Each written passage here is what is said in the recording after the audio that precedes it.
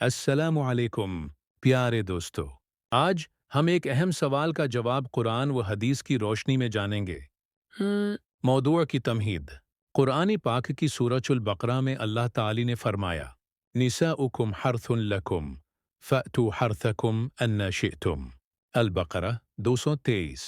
तर्जुमा, तुम्हारी बीवियां तुम्हारी खेती हैं, बस अपनी खेती में जिस तरह चाहो आओ।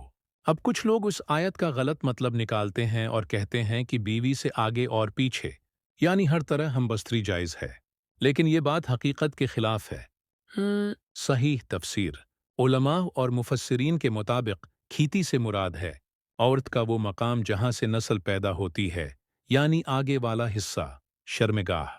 जहां से चाहो आओ का मतलब ये है कि मर्द अपनी बीवी के साथ मुख्तलिफ अंदाज या पोजीशन अख्तियार कर सकता है, लेकिन दुखूल सिर्फ खेती की जगह पर ही होगा, यानी आगे से।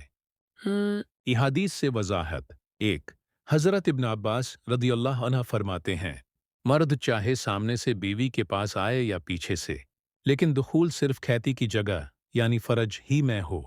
तफसीर इब्न कथीर। दो, नबी करीम ने फरमाया, जो शख्स औरत के पछले हुस्से मकाद में जमा करे वो मलून है। सुनन अबू दाऊद तिर्मिज़ी।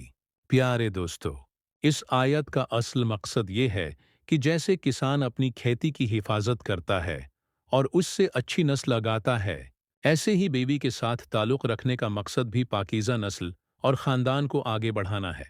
लिहाजा बीवी से हमबस्तरी सिर्फ आगे वाले हिस्से में जायज़ है, पीछे वाले हिस्से दब्बर में हमबस्तरी हराम और गुनाह कबीरा है।